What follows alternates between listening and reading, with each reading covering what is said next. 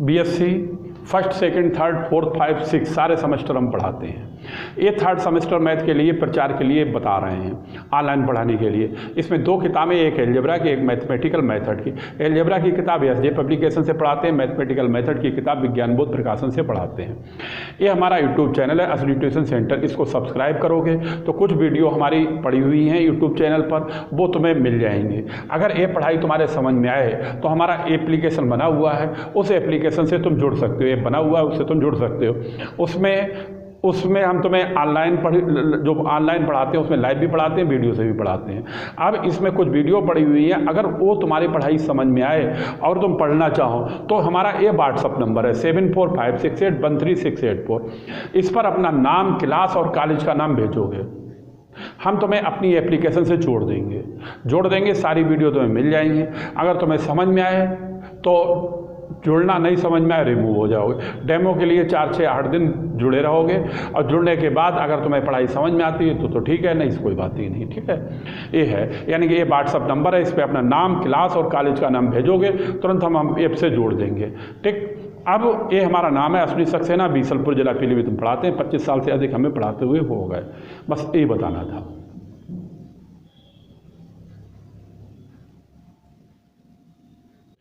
देखें, कल ये चैप्टर 7 समाप्त हो गया था, ये चैप्टर 8 शुरू कर रहे हैं।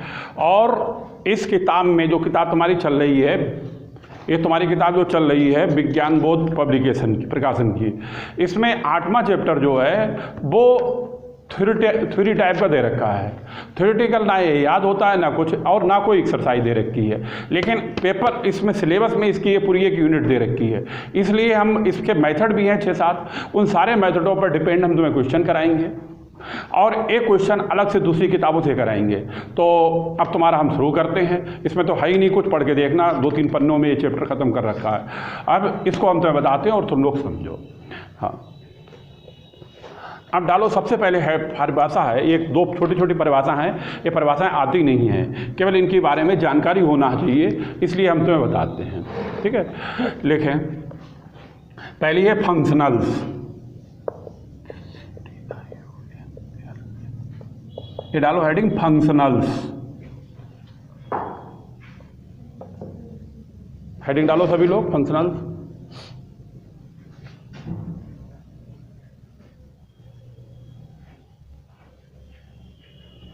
कर लिया? ठीक, अब तुम लोग पहले सुनो और फिर हम लिखाएं। ये फंक्शन तो तुमने खूब सुना है। फंक्शनल क्या होता है? यानी फंक्शनल हमारा वो कहलाता है, मतलब परिभाषा इस तरह समझो, ये फंक्शन कोई भी एक फंक्शन लिया जिसको हम फाइंड करें, यानी फंक्शन को फाइंड करें, उसमें एक या एक से अधिक फंक्शन बने, वो फंक्शन हमारा किस नाम से जाना जाएगा? फंक्शनल के नाम से जाना जाएगा। यानी कि फिर से समझ लो, किसी भी फंक्शन को फाइंड करें और उसमें एक या एक से अधिक फंक्शन बने तो वो फंक्शन हमारा किस नाम से जाना जाएगा? फंक्शनल के नाम से जाना जाएगा। एग्जाम्पल के तौर पर समझो, अगर इस तरह से लिखा हुआ है f(x y डैश), ये हमने इसलिए लिखा है क्योंकि यही फंक्शन चलेगा ज़्यादा। इसमें एक से अधिक कितने पद आ गए? 3, इसलिए इसको हम एक से अधिक कितने आ गए? 3। एक हो तब भी फंक्शनल कह सकते हैं, एक से अधिक हो तब भी हम उसको फंक्शनल कह सकते हैं, इसलिए एक क्या कहलाएगा? फंक्शनल कहलाएगा। बात समझ में आ गई? लिखो परिभाषा इसकी, लिखो ए फंक्शन whose value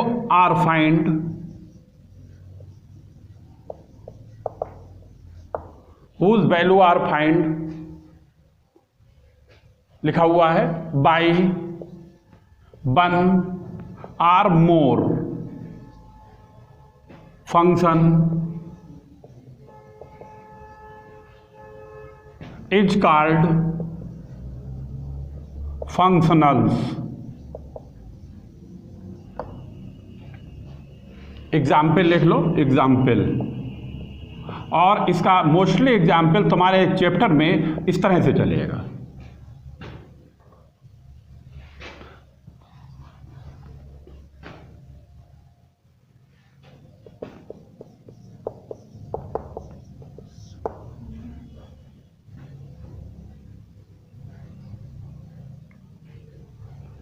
लिख लिया।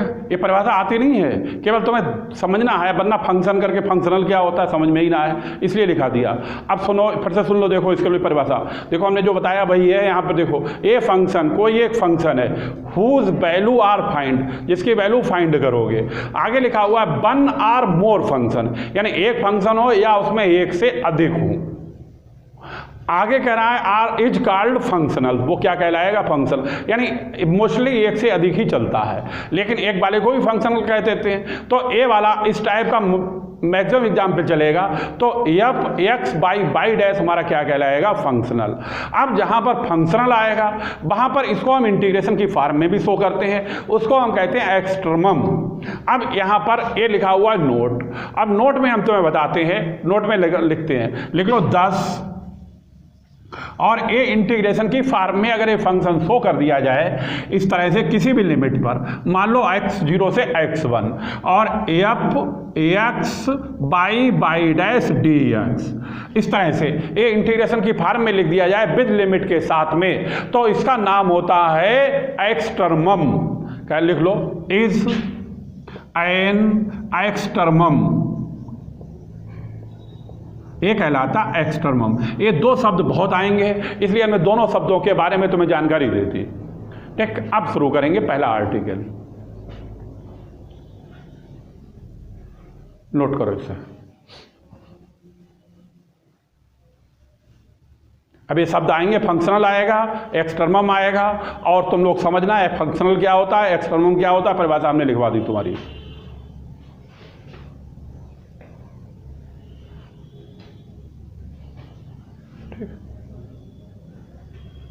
लिख लिया? अब डालो आर्टिकल नंबर 1। पहला आर्टिकल तुम्हें हम कराने जा रहे हैं।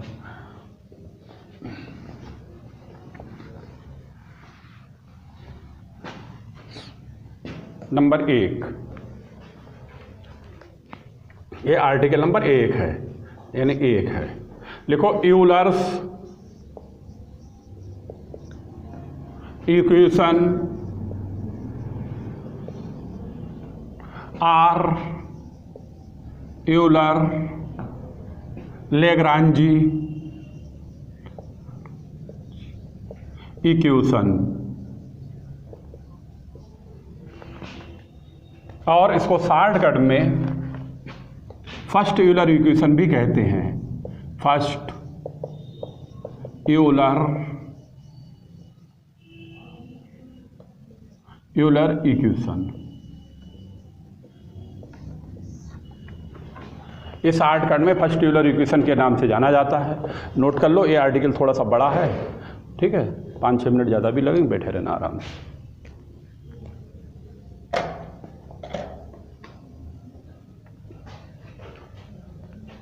इसको यूलर्स इक्वेशन के भी नाम से जानते हैं, यूलर लेग्रांजी इक्वेशन के भी नाम से जानते हैं, और फर्स्ट यूलर इक्वेशन के भी नाम से जानते हैं। नोट करो और फिर हम तुम्हें बताना शुरू करें।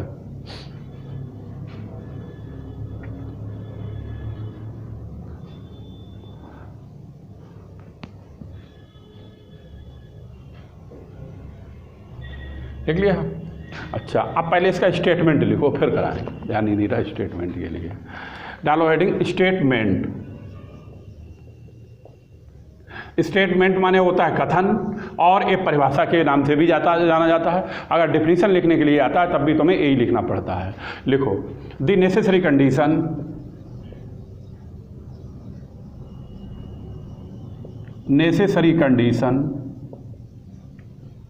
फॉर x0 से x1 F x by dash D x. तुरंत समझ जाओ ये किसको प्रदर्शित करेगा? एक्सट्रीमम, इसीलिए परिभाषा लिखाई है। To be maximum or minimum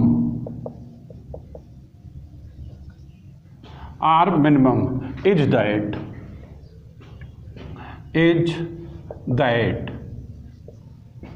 और ए लिखो डेल एफ बटे del y minus d over d x del F बटे डेल बाई और बराबर 0।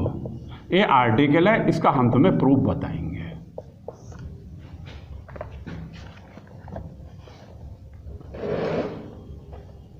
अब तुम लोग लिखोगे नहीं, हम जहाँ जहाँ बताएंगे वहाँ से लिखना शुरू करोगे। एक बार हम इसे पढ़ देते हैं और तुम लोग सुनो।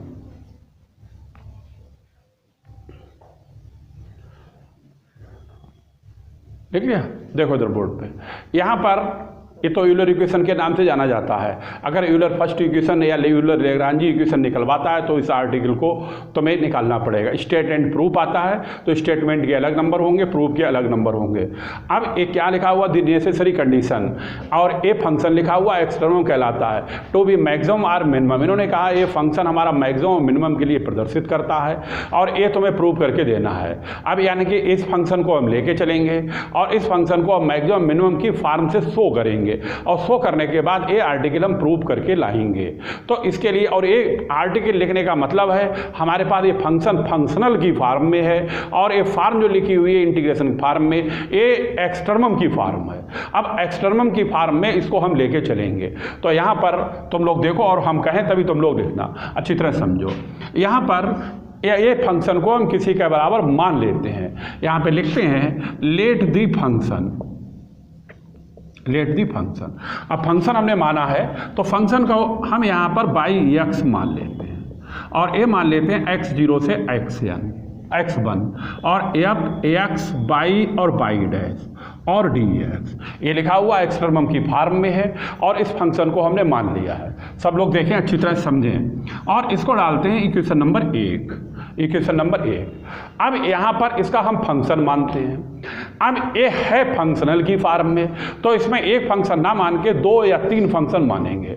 तो हम यहाँ पर सबसे कह रहा है 1 और मोर, यानी 1 या 1 से अधिक, तो कम से कम यहाँ पर 2 मान के चलेंगे। तो पहला फंक्शन हम बाई एक्स बराबर, ये बाई है, ये बाई है, तो बाई को हम बाई एक्स से शो कर देते हैं, बाई बराबर लिख देते हैं बाई एक्स, यानी पहला फंक्शन हमने ए मान लिया है। लेकिन अकेले ए फंक्शन से हमारा काम नहीं चलेगा, इसलिए हम दूसरा फंक्शन मान लेते हैं बाई बराबर। बाई बराबर हम ये ले लेते हैं बाई एक्स, बाई एक्स तो ले ही लेंगे, प्लस इसके साथ और कोफिशिएंट जोड़ देते हैं, और कोफिशिएंट हम जोड़ देते हैं, मान लो एप्सिलॉन ईटा एक्स जोड़ देते हैं। ये आर्टिकल है इसलिए हम आर्टिकल में वही कोफिशिएंट लेके चलेंगे जो क्वेश्चन में है, किताब में है।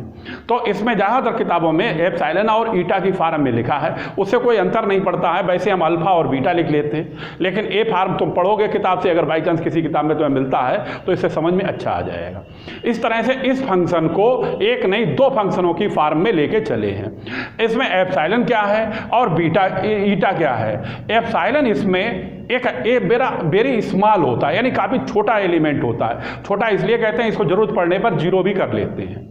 और ईटा एक्स ये आर्बिट्री कांस्टेंट होता है। आर्बिट्री कांस्टेंट का मतलब है इस लिमिट पर ए वैल्यू हम 0 के बराबर ले सकते हैं। तो यहां पर आगे हम लिख देते हैं बी, यानी कि ए वाले की बात कर रहे हैं, यानी we externum function, externum function, ये हमारा क्या है, एक्सटर्नम फंक्शन है। अच्छी तरह देखो, एक्सटर्नम फंक्शन वेयर, अभी हमने बताया वेयर एप्सिलॉन इज स्मॉल।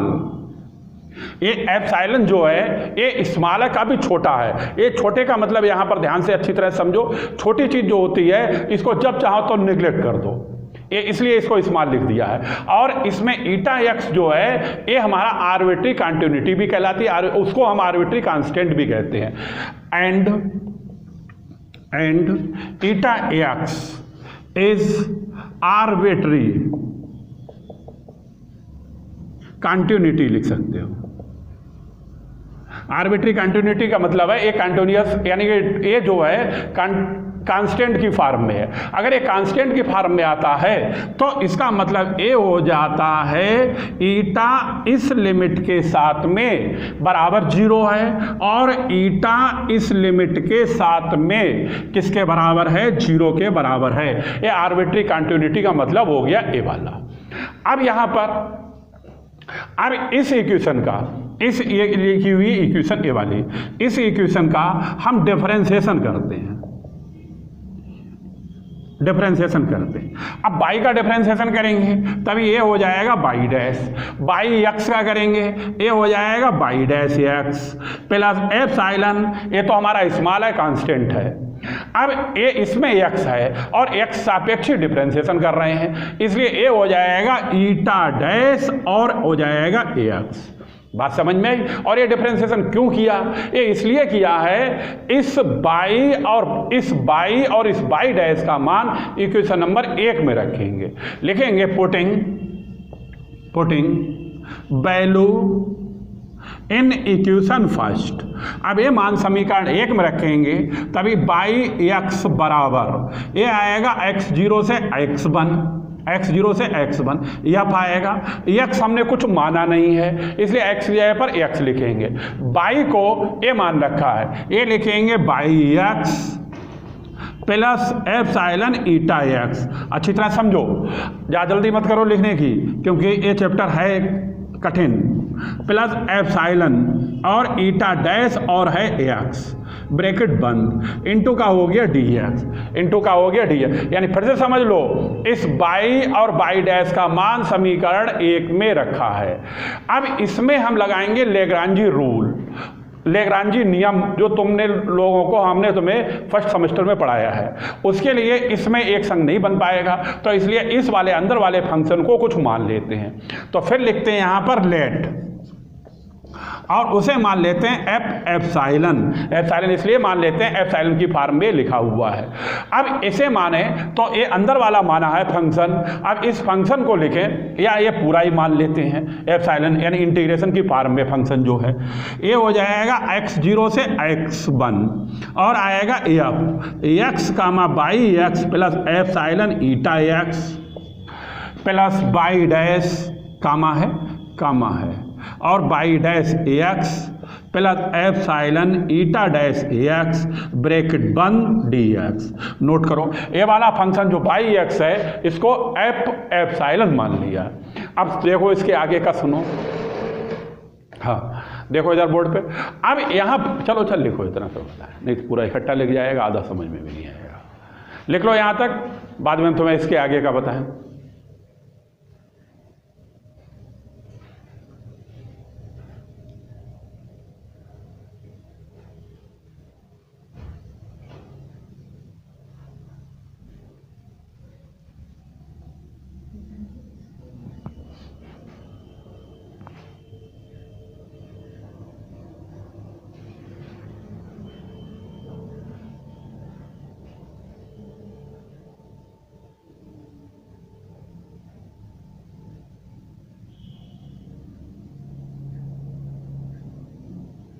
लिखो तुम लोग आराम से, हम तब तक दोबारा इसे पढ़ देते हैं ढंग से।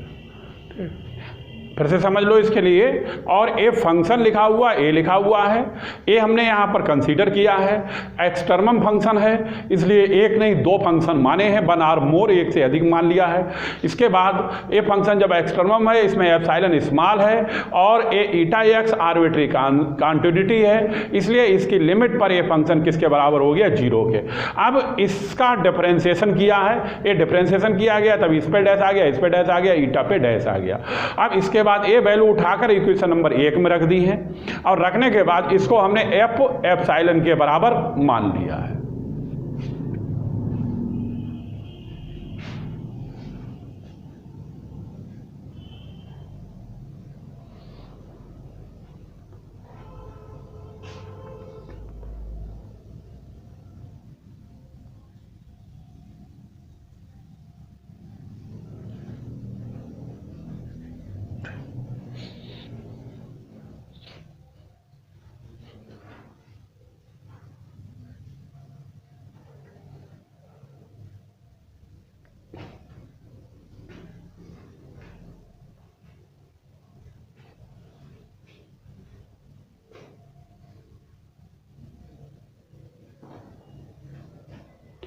ठीक है, ठीक। अब सुनो, लिख लो आराम से फिर बताएं।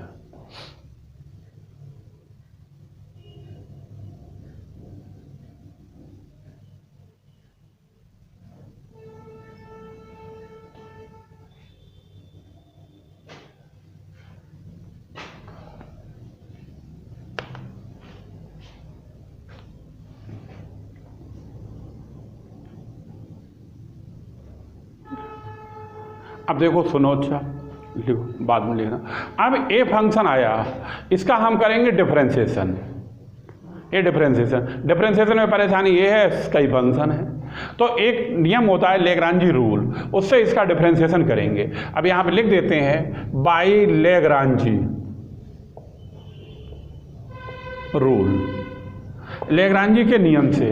अब इसका हम डिफरेंशिएशन करेंगे डी एफ एप्सिलॉन बटे का डी एक्स, यानी कि ए वाला फंक्शन है, इसका हम x के सापेक्ष डिफरेंशिएशन करेंगे।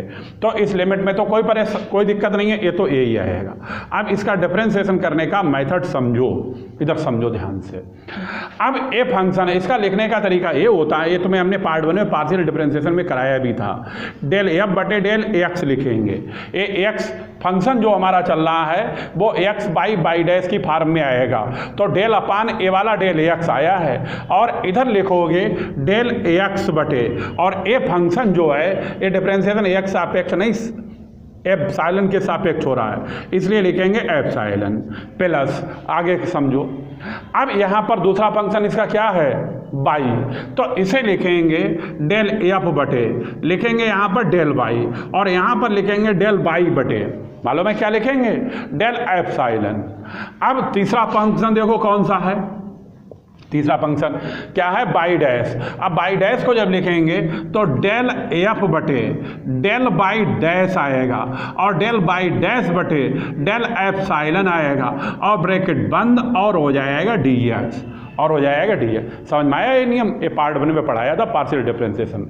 अब सुनो इसके आगे के लिए, इसमें एप्सिलॉन जो है वो हमारा कहलाएगा इंडिपेंडेंट ऑफ एक्स, यानी लिख देते हैं एप्सिलॉन इज इंडिपेंडेंट आप एक्स।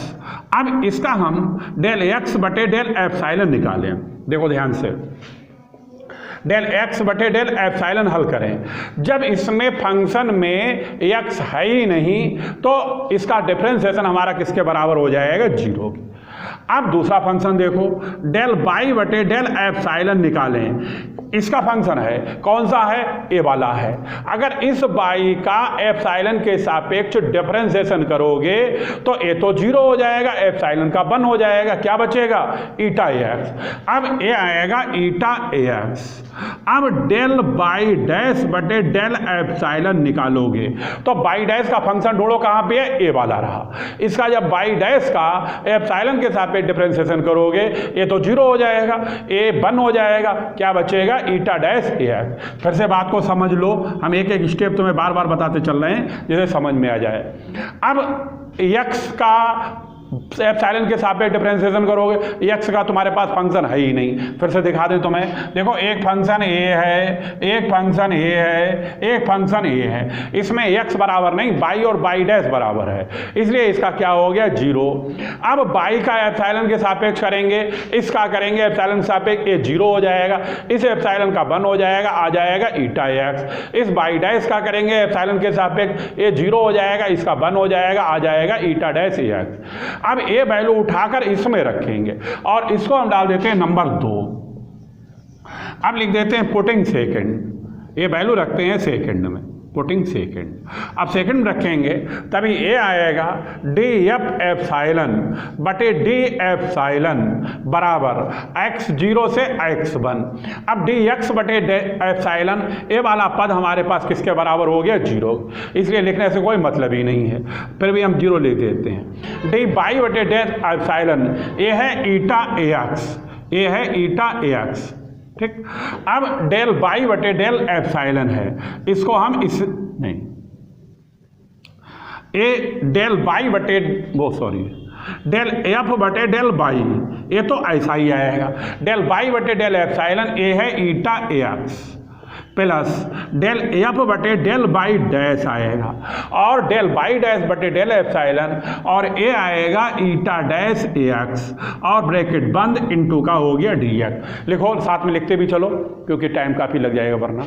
अब हम बताते हुए दोबारा भी बता देते हैं, फिर से समझ लो। डेल एक्स बटे, तुम लोग लिखो भी, डेल एक्स बटे डेल एप्सिलॉन निकालेंगे।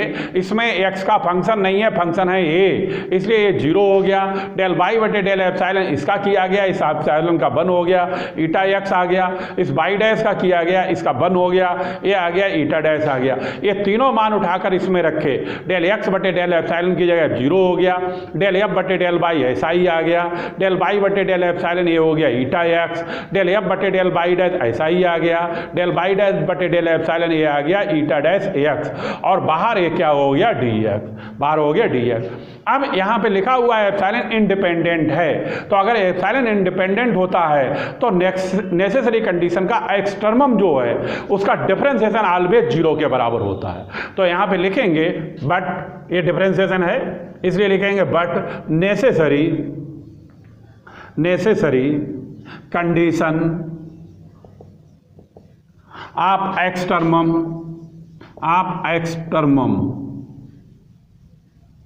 एज, अगर इसका ए एक्सटर्मम की फॉर्म में है तो यहाँ पर डी एफ बटे डी एप्सिलॉन ये सदैव 0 होता है, ये सदैव किसके बराबर होता है 0 के। अब हम लिखते हैं यहाँ पर, फिर से लिख देते हैं डी एफ बटे डी एप्सिलॉन और ए बराबर 0 के है, और डी एफ बटे डी एप्सिलॉन की यहाँ से वैल्यू रखेंगे, लिखो तभी ए आएगा x0 से x1 और ए आएगा डेल एफ बटे डेल वाई और ईटा एक्स, ये आएगा डेल एफ बटे डेल वाई डैश और ईटा डैश एक्स और आएगा डी एक्स बराबर का हो गया 0। अब इसका मतलब है एक्सटर्मम का फंक्शन का डिफरेंशिएशन सदैव 0 के बराबर होता है। जब 0 के बराबर होता है तो इसकी वैल्यू रखोगे ये वाली, और ये वैल्यू किसके बराबर हो जाएगी 0। नोट करो यहाँ तक, फिर इसके आगे का बताएं।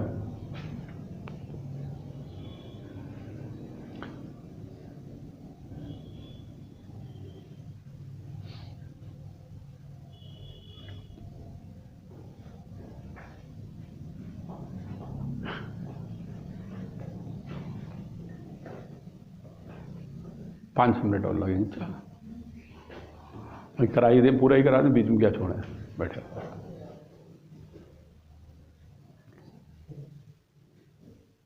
लिख लिया, लिख लो फटाफट। अब इसके आगे का बताते हैं, और सुनो अब हम यहाँ से बिगाड़ देते हैं क्योंकि इसका कोई काम नहीं है, ऊपर वाले का थोड़ा काम आएगा इसलिए हम छोड़ देते हैं, और तुम लोग अच्छी तरह समझना। ये हटा देते हैं,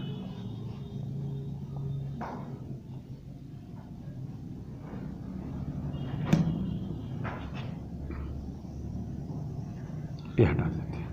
अब सुनो इसके लिए अब क्या करना है वो हम तुम्हें बताते हैं, अब ज़्यादा नहीं रहेगा, थोड़ा ही रह गया।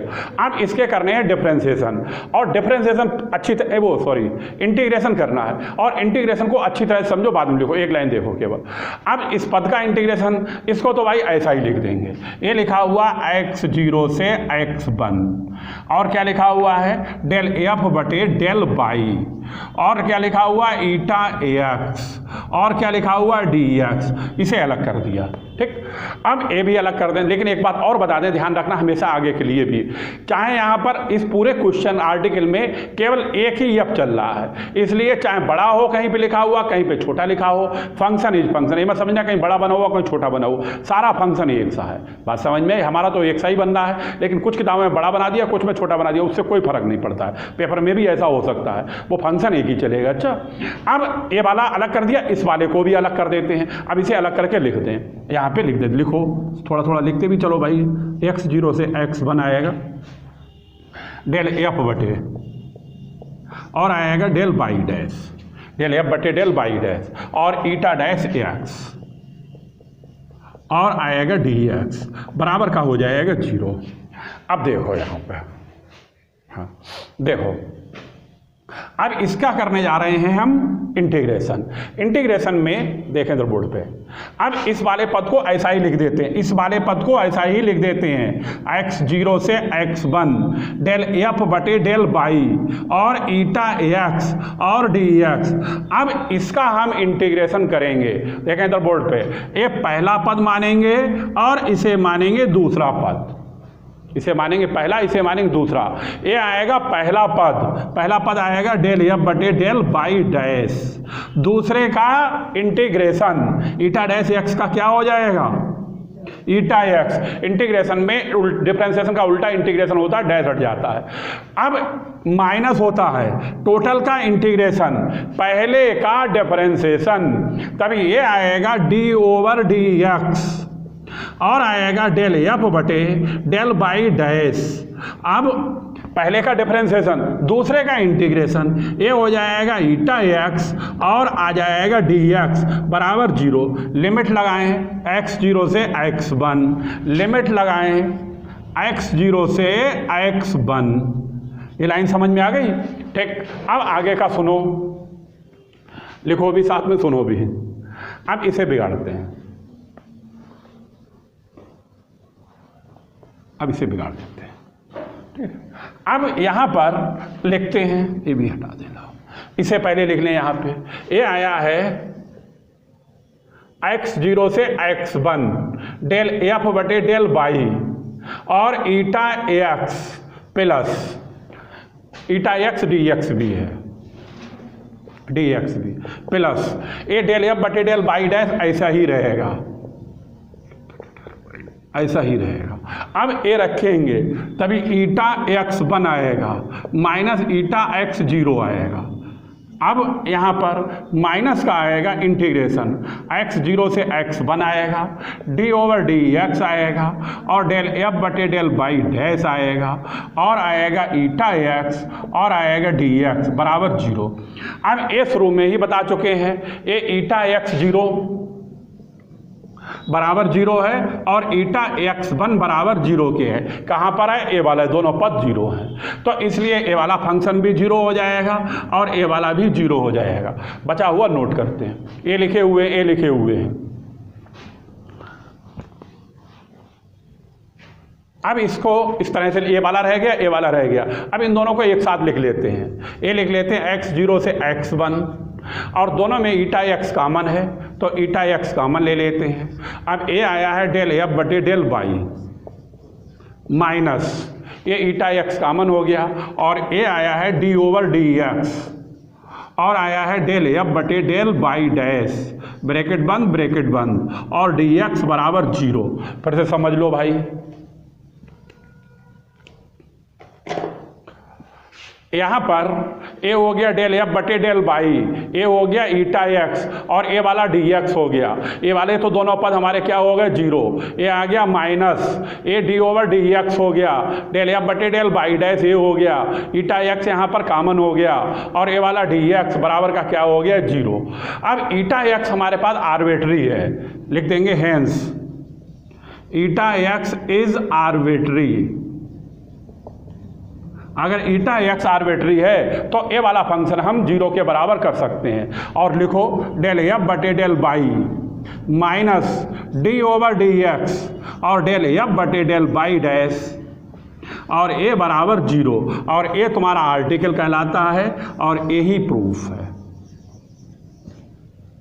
देख लो, डेल एफ बटे del y d over d x del F बटे डेल बाई और ए है बाई डैश। यहाँ पर इस आर्टिकल में मिसप्रिंट थी, यहाँ पर बाई डैश कर दो, ये डैश है। किताब में सही था, किताब में सही था, हमने धोखे से वहाँ पर बाई लिख दिया था। ठीक है, हाँ उतार लो, सही कर लो। ठीक, ये आर्टिकल है, समझ में आया तुम लोगों को?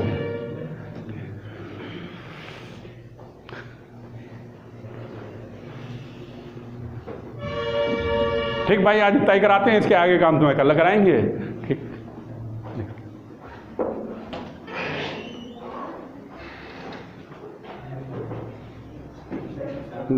नमस्ते। ये एक डैश लगा हुआ, 2 मत समझ लेना, इसके लिए सिंगल डैश है। ठीक, ये सिंगल डैश है। नमस्ते नमस्ते नमस्ते।